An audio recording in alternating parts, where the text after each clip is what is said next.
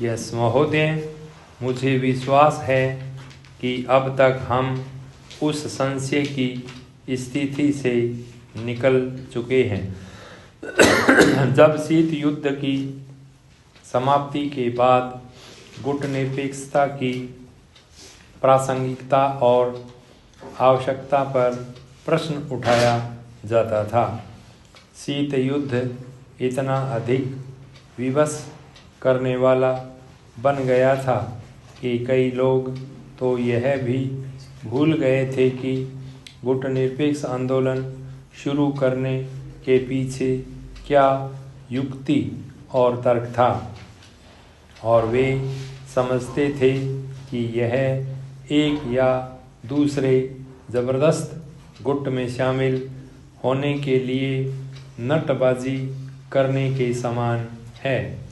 शांति प्रभुत्व के विरुद्ध संघर्ष, विभिन्न राष्ट्रों के बीच सहयोग और नई विश्व व्यवस्था कायम करने के स्थायी उद्देश्यों का तो महत्व ही गौण हो गया।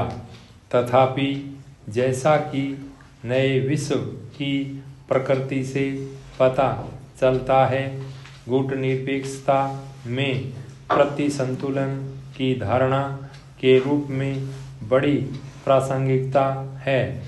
हम सब इसमें और विश्व के लिए इसकी उपयोगिता में विश्वास रखते हैं।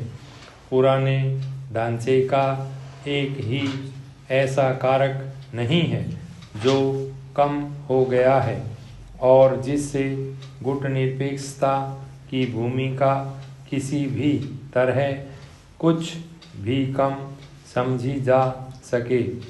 विकसित देशों में भी विश्वव्यापीकरण की गतिशीलता के कारण एक रूपांतरण या परिवर्तन हो रहा है, परंतु उसमें कुछ अंतर है। विकसित देशों में प्रौद्योगिकियों का विकास हुआ, वहाँ की संस्थाओं ने परिवर्तन की चुनौतियों का धीरे धीरे सामना किया और नए नियमों की जांच करने और उन्हें अंतिम रूप देने के लिए सरकारों और नए प्रणेताओं के बीच आपस में विचार विमर्श होता है। गुटनिरपेक्ष आंदोलन के देशों की तरह नहीं, बल्कि विकसित देशों को समय की सीमा और प्रौद्योगिकी के आयामों को लांघने की आवश्यकता नहीं पड़ी। उन्होंने परिवर्तन को अपनी शर्तों के अनुसार स्वीकार किया। जब गुटनिरपेक्ष आंदोलन के देश विश्व के और सामाजिक व आर्थिक तंत्रों से अपना एकीकरण चाहेंगे तो उन्हें इस वास्तविक तबादले या परिवर्तन को स्वीकार करना ही होगा। हमारे लिए चुनौती यह सुनिश्चित करना है कि इस प्रक्रिया से अस्थिरता न आ जाए। यह प्रबंधित संक्रमण कहीं विस्फोटक न बन जाए और उन्हीं ढांचों को तोड़ने दे जो राष्ट्र राज्य का अवलंब है। इसके लिए आवश्यक है कि इन विषयों पर हम आपस में बहस और चर्चा करें ताकि बहुपक्षीय मंचों पर विश्वव्यापीकरण की गतिशीलता से समझौता करते हुए भी हमारे सामान्य हितों की रक्षा हो सके। इस दिशा में काम शीघ्रातिशीघ्र करने की आवश्यकता है।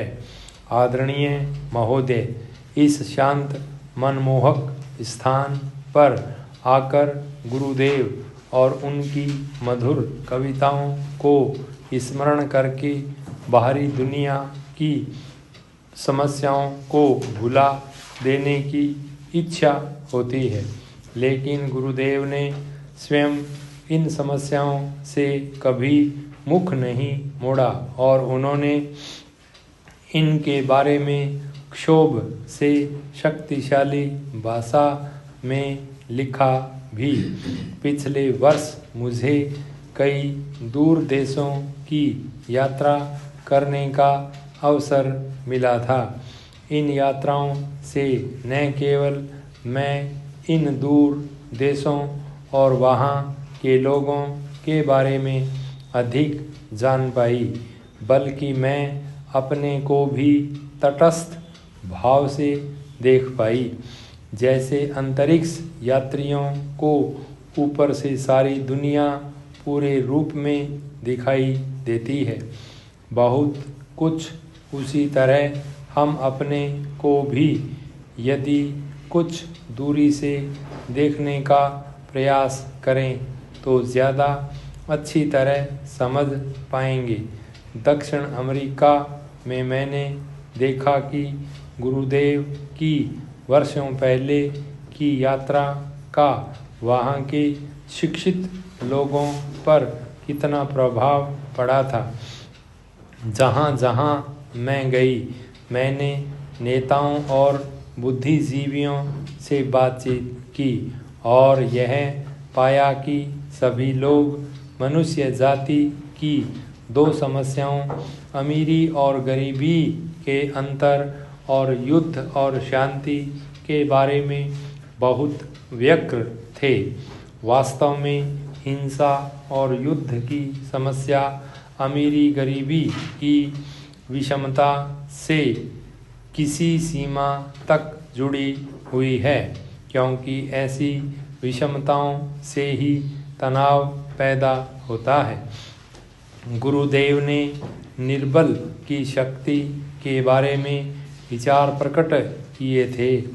विज्ञान ने मनुष्य को ऐसे सर्वनाशी हथियार दे दिए हैं जो मित्र दुश्मन सबको नष्ट कर देंगे।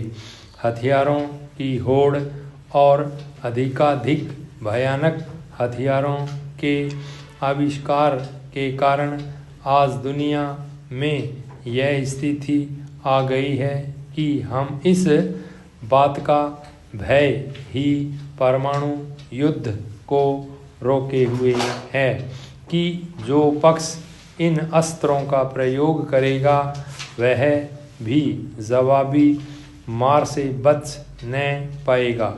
शक्तिशाली देश अब इस बात को समझ रहे हैं कि जितनी अधिक शक्ति होगी उतनी ही कठिनाई उसको इस्तेमाल करने में होगी।